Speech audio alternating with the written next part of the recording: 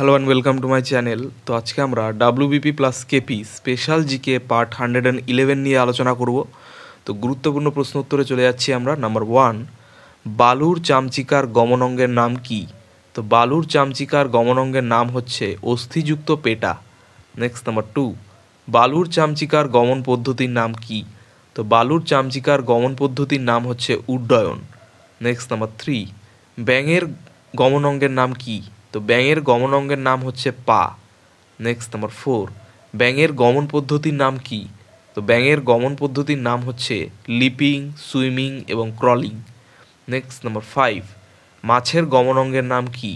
তো মাছের গমনঙ্গের নাম হচ্ছে পাখনা আর মায়োটম পেশি ও পটকা। নেক্সট নাম্বার 6, মাছের গমন পদ্ধতির নাম কি? তো মাছের গমন পদ্ধতির নাম হচ্ছে সুইমিং। নেক্সট নাম্বার 7, মাছির গমনঙ্গের নাম কি? তো মাছির গমনঙ্গের নাম হচ্ছে একজোড়া ডানা।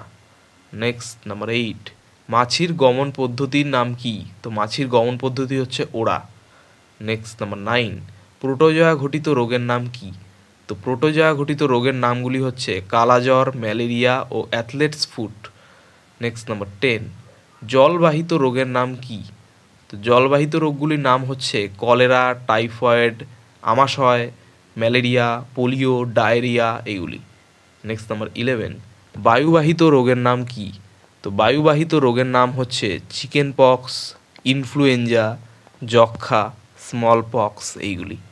নেক্সট নাম্বার 12, গোদ রোগের জন্য দায়ী জীবাণুর নাম কি? তো গোদ রোগের জন্য দায়ী জীবাণুর নাম হচ্ছে ফাইলেরিয়া কৃমি। নেক্সট নাম্বার 13, মানুষের গমন অঙ্গের নাম কি? তো মানুষের গমন অঙ্গের নাম হচ্ছে হাত ও পা। নেক্সট নাম্বার 14, মানুষের গমন পদ্ধতির নাম কি? তো মানুষের গমন পদ্ধতির নাম হচ্ছে ওয়াকিং, সুইমিং, ক্রলিং, রানিং, দ্বিপদ গমন এইগুলি।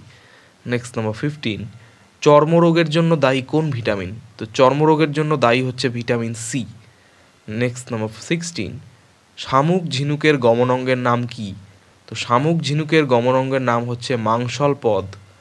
নেক্সট নাম্বার 17, শামুক ঝিনুকের গমন পদ্ধতির নাম কি? তো শামুক ঝিনুকের গমন পদ্ধতির নাম হচ্ছে স্লিপিং। নেক্সট নাম্বার 18, ডেঙ্গু জ্বরের বাহকের নাম কি? তো ডেঙ্গু জ্বরের বাহকের নাম হচ্ছে এডিস মশা। নেক্সট নাম্বার 19, হাইড্রার গমন অঙ্গের নাম কি? তো হাইড্রার গমন অঙ্গের নাম হচ্ছে কোর্সিকা। নেক্সট নাম্বার 20, মানুষের মোট অস্থির সংখ্যা কত? তো মানুষের মোট অস্থির সংখ্যা হচ্ছে 206টি। নেক্সট নাম্বার 21, মানুষের করটি অস্থির সংখ্যা কত? তো মানুষের করটি অস্থির সংখ্যা হচ্ছে 22টি। নেক্সট নাম্বার 22, মানুষের মেরুদণ্ডের অস্থির সংখ্যা কত? তো মানুষের মেরুদণ্ডের অস্থির সংখ্যা হচ্ছে 33টি।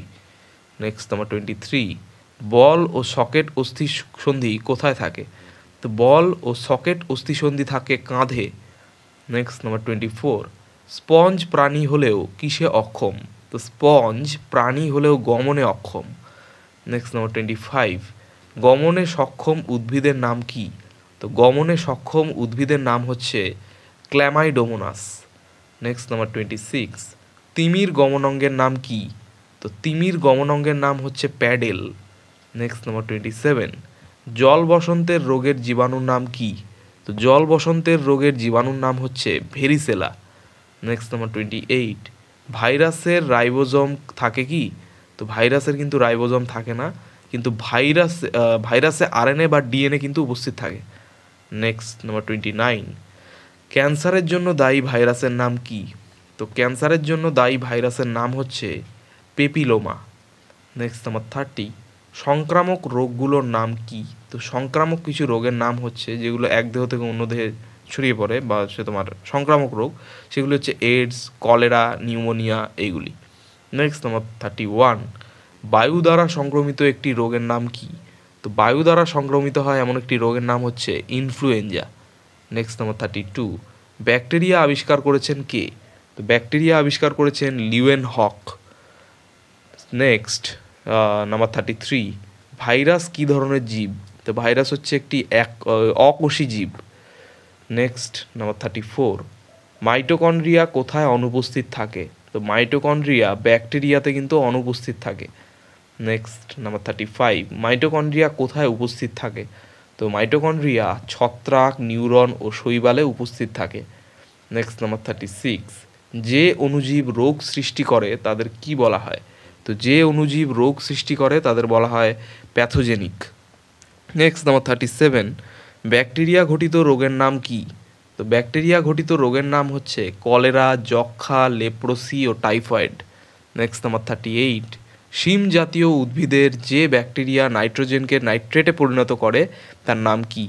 তো শিম জাতীয় উদ্ভিদের যে ব্যাকটেরিয়া নাইট্রোজেনকে নাইট্রেটে পরিণত করে তার নাম হচ্ছে রাইজোবিয়াম।